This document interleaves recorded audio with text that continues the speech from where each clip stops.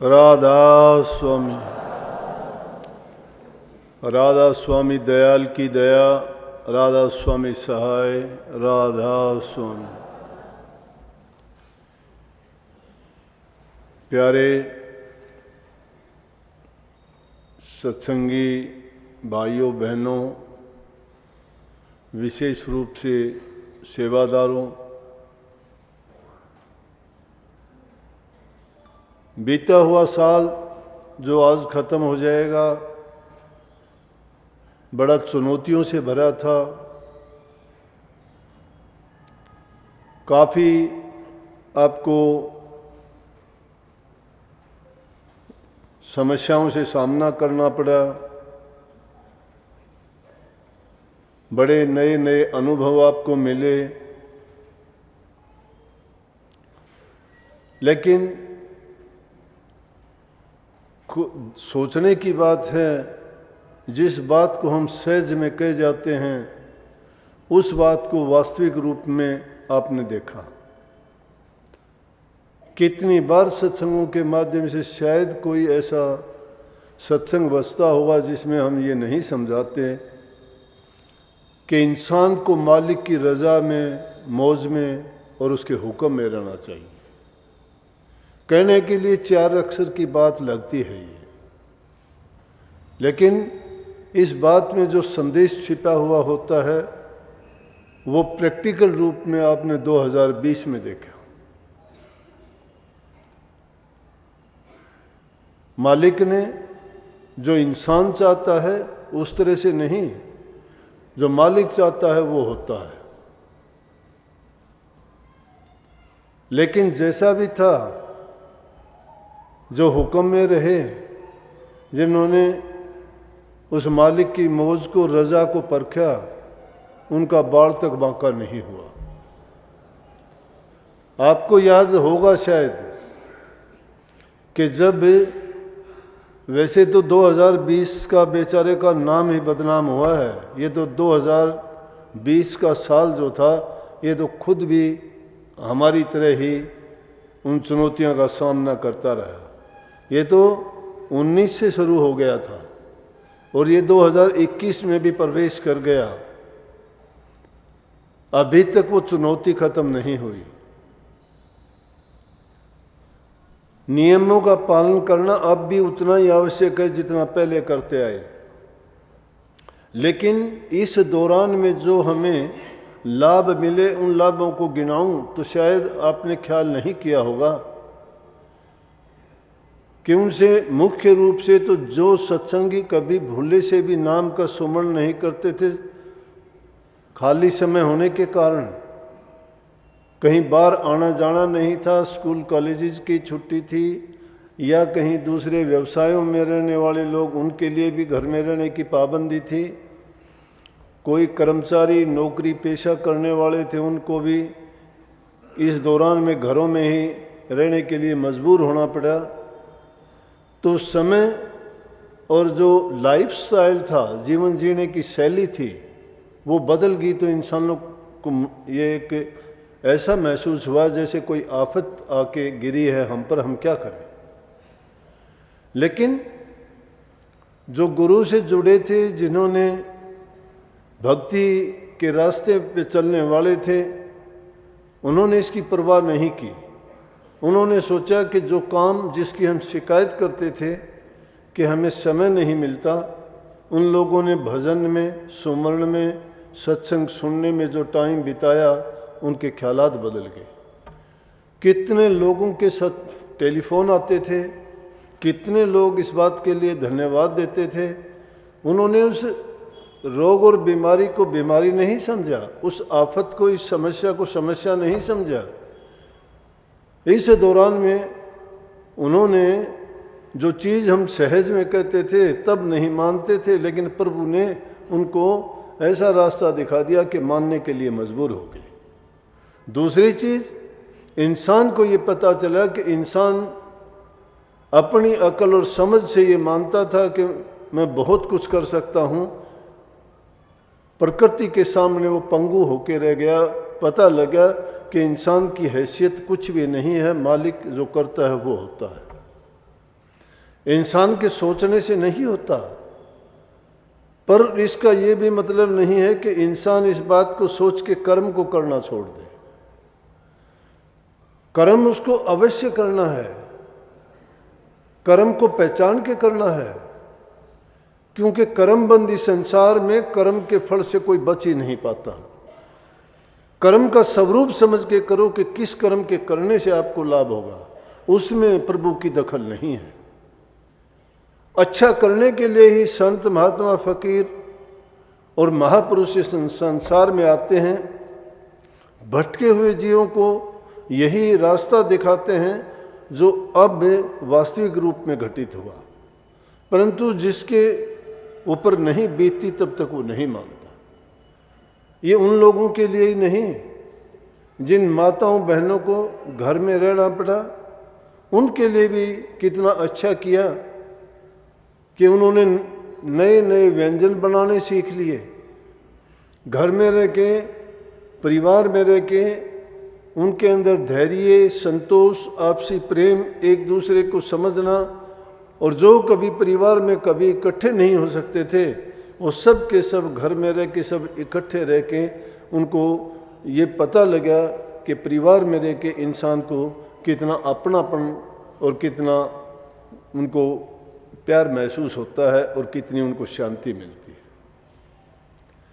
एक अकेले एक उसके नेगेटिव पक्ष को नहीं देखना चाहिए, उसके बुरे पक्ष को ना देख के अच्छे की तरफ ख्याल करना चाहिए। अगर बुरे की तरफ हम दृष्टि करते हैं तो हमें भी उसके लिए उदासीन होना पड़ता है, उदासीन हो जाते हैं, क्योंकि उसकी तासीर, उसका गुण और उसके लक्षण यही हैं।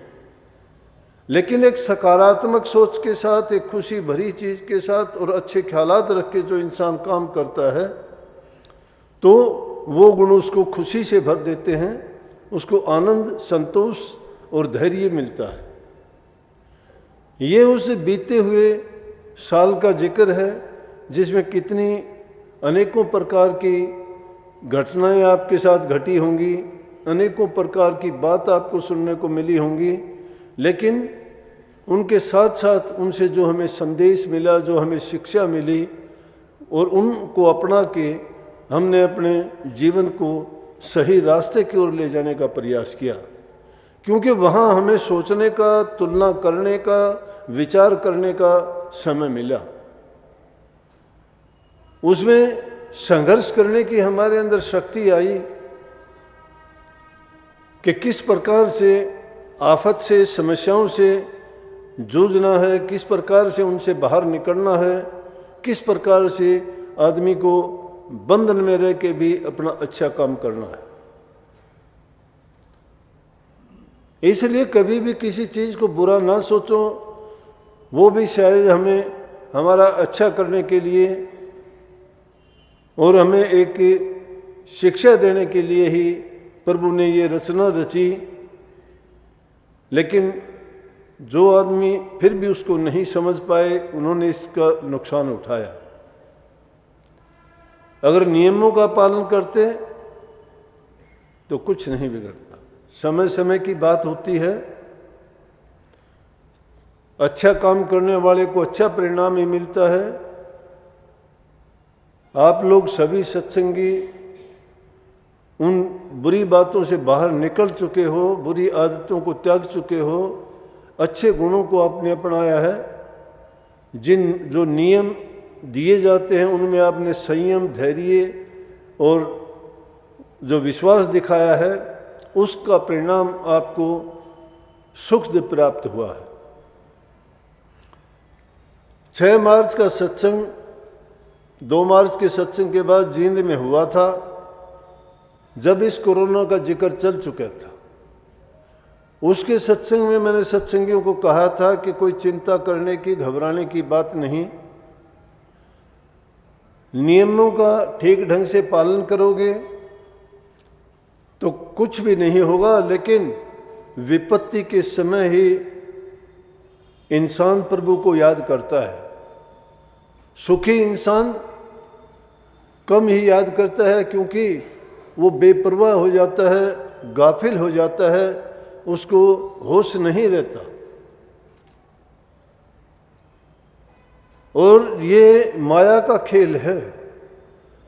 महात्माओं ने फरमाया है कि कनक कनक ते सोगुणी मादकता अधिकाय, वो पाए बोराए हर वो खाए बोरात। कनक सोने को, माया को, धन दौलत को कहते हैं, कनक धतूरे को कहते हैं, नशीली चीज को कहते हैं। कहते हैं धतूरा और वो नशीली चीज तो खाने से आदमी बेहोश होता है, लेकिन माया तो मिलने से ही वो बेवकूफ बन जाता है। उसको तो मिलते ही अपने होशो हवास खो देता है। इसलिए ये माया का खेल ऐसा है कि इंसान को रास्ते से भटका देता है, उसको सही रास्ते पे नहीं चलने देता। परंतु जब दुख की घड़ी आती है, जब ये इंसान सहारा ढूंढता है, और सहारा संसार में सच्चा कहीं नहीं है, क्योंकि वो भी हम जैसे ही मजबूर लोग हैं जिनके सहारा ढूंढते हो। मित्र, परिवार, रिश्तेदार, नातेदार, जिससे सहारा ढूंढते हो वो सब हमारी तरह ही हैं। वो भी सुख दुख के भोगी हैं, उनके ख्यालात और विचार भी ऐसे ही हैं, उनके भी कर्म कमोबेश वही हैं। लेकिन जो इन चीज़ों से बरी है और उनसे बाहर निकला हुआ है, अगर उनके पास जाते हैं, उनका सहारा पकड़ते हैं, तो वो हमें दर्पण दिखा देते हैं, हमें औकात दिखा देते हैं। औकात दिखा के ये भी बता देते हैं कि तेरा इनसे निकलने का, छूटने का रास्ता एक ही है, और वो है प्रभु की शरण। प्रभु की शरण में जब चले जाते हो तब सब चीज़ें आपको निकी फीकी और तुच्छ नजर आती हैं। लेकिन जब तक तुम इस संसार में रहते हो तब तक भटके हुए रहते हो। जो सबकी सहाय करता है, सबकी तकलीफ़ों को, दुख दर्द को समझता है, उसको कभी भूले से भी याद नहीं करते। क्यों नहीं करते? कि संसार के पदार्थ इंसान को मन के माध्यम से भटका देते हैं। मन जो करता है वो करते हो। किसी को भी अगर वो दुख में होता है तो उसको सब कुछ याद आता है। जैसे एक महात्मा बैठा हुआ था, सर्दी का टाइम था, ये याद आई मुझे बात। सर्दी का टाइम था, सर्दी में एक सांप कहीं बाहर निकला था, और ज़्यादा सर्दी होने के कारण वो अंदर नहीं जा सका। ज़्यादा सर्दी में सिकुड़ के, और वो एक लकड़ी की तरह से सख्त हुआ जमीन पे पड़ा था। महात्मा क्योंकि दयालु होते हैं, उन्होंने दया की, आग जला के उसको पकड़ के उसके साथ में ला के अग्नि के पास में बैठा दिया। उसको गर्मी मिली, शरीर में खून ने संचार किया, वो होश में आया। होश में आते ही महात्मा की तरफ देख के उसको डंक मारने के लिए चला। ये इंसान की स्थिति है। जब उसको दुख, पीड़ा, दर्द होता है ना, तब तो वो इस तरह से हो जाता है। लेकिन जब उसको पीड़ा से कोई निकालता है, उसके दुख दर्द को दूर कर देता है, तो उसी को डंक मारने चलता है। ये माया का लोभी जीव संसार की चीजों में इसी प्रकार से भटक के भूल जाता है। ना परमात्मा याद रहता है, ना धर्म याद रहता है, ना नियम याद रहते हैं। परंतु जब आफत आती है तो इसी प्रकार से जो कोरोना ने इंसान को दिखाई ना, तब इसको याद आई सारी चीजें। ये आप लोगों के लिए तो कम है, लेकिन देखने के लिए आपने देखा होगा, क्योंकि सत्संगियों को तो संदेश दे दिया था कि आपको घबराने की, डरने की जरूरत नहीं है। जो लोग मांस मछली खाते हैं, खोटे मंदे कर्म करते हैं, शराब बीड़ी सिगरेट तंबाकू का पान करते हैं, उन लोगों को ये ज़्यादा परेशान करेगा। दो चीज़ें थी इसमें। एक तो उनको डर दिखाया गया था कि ताकि बचने के लिए इन चीज़ों को छोड़ दें, और दूसरी चीज़ ये थी कि निश्चित रूप से इन चीज़ों को सेवन करने वालों पे रोग और बीमारियां तो वैसे ही ज़्यादा उनको घेर लेती है। लेकिन काफ़ी लोगों ने डर के मारे उन चीज़ों से परहेज किया और छोड़ दिया। ऐसे भी मुझे कई आदमी मिले जिन्होंने ये बताया कि हमने इस दौरान में इन चीज़ों को छोड़ दिया, कईयों ने तो मजबूरी में छोड़ना पड़ा, वो चीज़ें मिली नहीं, ना मिलने के कारण सोच लिया कि जो चीज़ कहीं मिलती नहीं है और उसके लिए हम ऐसे तड़पते हैं तो हम क्यों करें। दूसरी चीज़, इंसान सुरक्षित रहना चाहता है, सुखी रहना चाहता है और उसी के लिए सारे प्रयास किए जाते हैं। ये चीज़ तो आप जानते हो कि जीव को जो रोग लगा हुआ है वो जन्म मरण का रोग है, उसका इलाज संसार में नहीं संतों के पास है। और संतों के पास जो अमृत जड़ी है वो जिसको पिला दी जाती है वो उन बंधनों से मुक्त हो जाता है। ये संसार की चीज़ें तो अगर आप उनसे परहेज करते हो, त्याग भी देते हो, तो आपको अच्छा जीवन, सुखी जीवन जीते हो, स्वास्थ्य और तंदुरुस्ती आपकी बनी रहती है, मानसिक स्थिति आपकी अच्छी होती है, आपको मनोबल और आत्म शक्ति ऐसी होती है कि जो भी काम आप अपने सुख सुविधा और अच्छा जीवन जीने के लिए करना चाहते हो वो आराम से कर लेते हो। और इंसान को पहली ज़रूरत यही है कि इंसान सुखी जीवन जिए, वो सुखी हो। जब तक वो सुखी नहीं है उसको कोई चीज़ वो अच्छा करने की उसमें कभी भी इच्छा पैदा होगी नहीं मन में। सुखी सुख चाहेगा, लेकिन सुख को पाके अगर गाफिल हो जाता है वो इंसान ऐसा है जो किसी की पूंजी लेके और पूंजी को बर्बाद कर देता है। पूंजी हम भी लेके आए हैं सत्य पुरुष से, ये जीवन जीने की जो दौलत हमें बख्शी गई है, जिसका हमें ये भी नहीं पता वो कितने दिन के लिए हम संसार में आए हैं और कितने दिन तक हम यहाँ रहेंगे, भूल जाते हैं। परंतु धीरे धीरे करके हमें याद आती हैं ये बातें, कब जब शरीर बिगड़ने लगता है, रोग बीमारियां घेरने लगती हैं, फिर हमें याद आता है कि वो जो करना चाहिए था उस काम से तो हम वंचित रह गए। लेकिन जब तक होश आता है तब तक हम कुछ करने के लायक नहीं बचते हैं। तो समय रहते हुए जो इंसान चेत लेता है उसको पछतावा नहीं करना चाहिए। बीते साल में किसी से बुरे भले वचन भी कहे गए होंगे, किसी के साथ छोटे बहुत मनमुटाव भी हुए होंगे, कईयों के साथ आपने खुशी भी बांटी होंगी। उस दौरान में अनेक प्रकार की घटनाएं घटित हुई होंगी। उन सब बातों को पीछे छोड़ दीजिए, वो बीत चुका है समय, भूतकाल बन गया है। वो 2020 के जो घटनाएं घटी वो बीत चुकी हैं, उनका लेखा बंद कर दीजिए। जो हुआ उनको यहीं भूल जाइए, जो हो चुका है। लेकिन हाँ, उनसे एक सबक जरूर लेना चाहिए कि हमने जो गलतियां की थी वो आने वाले वर्ष में आगे ना दोहराएं। अच्छा से अच्छा काम करें। अब उनको याद करने से, उनको पछताने से नहीं, बल्कि उन गलतियों को की हुओं से, जो हमने गलतियां की उनसे हमें सीख लेनी चाहिए और उस सीख को लेके ही आगे बढ़ना चाहिए। कोई भी पीछे नहीं रहना चाहता, आगे बढ़ने के लिए प्रयास किए जाते हैं, मेहनत किए जाते हैं और इंसान की सोच उसमें सकारात्मक होती है। जो अपने विचारों को ही गिरा लेता है वो कभी उठता नहीं है। हमेशा अच्छा करने का प्रयास करोगे, आप अच्छा कर जाओगे। अच्छा सोचोगे, उसका परिणाम अच्छा ही होगा। अच्छे कर्म करने का फल आपको मीठा मिलेगा। कर्म से ही हम बंधे हुए हैं और उस कर्म को ही सुधारना और बनाना अच्छा है। सेवा करने का जो हमें अवसर मिलता है बहुत बड़ी चीज़ है। सेवा में सब कुछ आ जाता है। सेवा में प्रेम है, सेवा में धैर्य है, सेवा में सहानुभूति है, सेवा में मीठा वचन है। इन्हीं चीज़ों की तो ज़रूरत है। इंसान किसी का अच्छा करता है, परोपकार है, मीठा बोलता है, दुष्ट और दुश्मन को भी अपना बना लेता है। अच्छा काम करके आदमी को जो सुख दूसरे को देता है उसके बदले में उसको उससे ज़्यादा सुख मिलता है।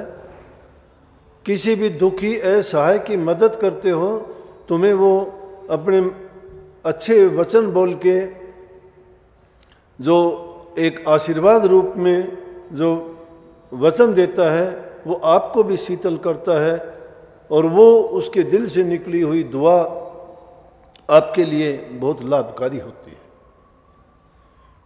सत्संग तो आपको सुनने के लिए रोजाना बहुत मिले हैं।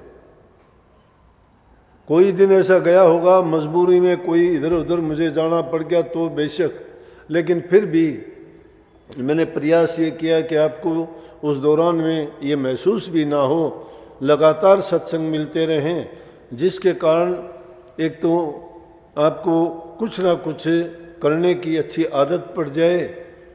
दूसरी चीज़, जो भटके हुए हैं और शायद जो नाम लेके उस बात के बारे में सोचते भी नहीं हैं, वो ख्याल करके इन बातों का फिर सुमरण में, ध्यान में, अभ्यास में लग जाएं, ताकि वो अपने जीवन को सफल कर सके। एक सत्संगी को अपना जीवन नमूना बनाना चाहिए, आदर्श बनाना चाहिए। आदर्श जिसके हैं उस आदमी को कहीं भी किसी भी प्रकार से घबराने की जरूरत नहीं। परमात्मा उन्हीं का साथ देता है जो अपने पूरे विश्वास, यकीन, श्रद्धा के साथ नेक कर्म करते हैं और किसी को धोखा, दगा और छल कपट, बेईमानी में नहीं बरतते। जो इंसान बुराइयों में उतर जाता है, जबान से कुछ कहता है, मन में कुछ होता है, दिखावा कुछ करता है और उसके पास होता कुछ भी नहीं। संतों का वचन खाली नहीं जाता। कुछ लोग बुद्धि के दायरे में रहने वाले बहुत कुछ झूठी सच्ची बातें बोलने लगते हैं। सत्संगी को चाहिए जो वचन कहा जाए अपने ऊपर लागू करे। हाँ, मेरे लिए कहा है, ये कमी मेरे अंदर है। लेकिन कई ऐसे निकम्मे आदमी हैं, मैंने सुना है उनके, वो कहते ना, ये वचन मेरे लिए नहीं कहा गया, ये वचन तो किसी और के लिए कहा था। वो वचन उसके लिए कहा गया था जो गुरु बनना चाहता है। ये कमियां उसमें हैं, मेरे अंदर कमी नहीं है। अरे निकम्मे आदमियों, गुरु बनना कोई सहज बात नहीं है। तुम ये झूठी कपट की बातें कर करके खुद तो नरक में जाओगे, दूसरों को भी क्यों डबोते हो? जो दुष्ट आदमी ऐसी बात बोलता है, मैं उसको सत्संगी नहीं मानता। बातों का खेल नहीं है ये। जिन लोगों ने करनी करी है वो हमसे पूछ के देखो कैसे होती है। तुम 2 दिन घर नहीं छोड़ सकते, 2 दिन बच्चे नहीं छोड़ सकते, 2 टाइम का खाना नहीं छोड़ सकते। हाय तौबा करते हो, थोड़ा सा अगर नमक मिर्च भी सब्जी में कम हो जाए तो परमात्मा को पकड़ लिया तुम लोगों ने। सच्ची करनी करने वालों के साथ क्या क्या हुई उनका देखो जीवन। बात बनाते हैं, ये ठग्गा बग्गी की बातें हैं। ऐसे झूठ कपट करने वाले नरकों में जाएंगे, कभी नाम के भरोसे बैठ जाए कोई। 2 बातें किताबों से इधर उधर की उठा के सीख के तुम भगवान बन गए। जो भी बात हो अपने ऊपर लागू किया करो। हम में कमी है और ये कमी जिंदगी भर तक नहीं सुधरती, और थोड़े से लापरवाह बनोगे वो कमियां फिर घेर लेंगी आपको। ये ऐसी चीज नहीं है कि जिसको एक बार करने के बाद इंसान बच जाएगा, फिर कभी कुछ नहीं होता। नाम का कवच जिसने पैर लिया उसकी सुरक्षा रखनी भी जरूरी है। उसकी पहरेदारी, चौकीदारी करनी है पूरी जिंदगी भर। ये बातों का खेल नहीं है। बात ना सीखा करो, करनी करके दिखाओ। ये हेरा फेरियों की बात मेरे को अच्छी नहीं लगा करती। मैं सुन लेता हूँ, मुझे पता भी होता है।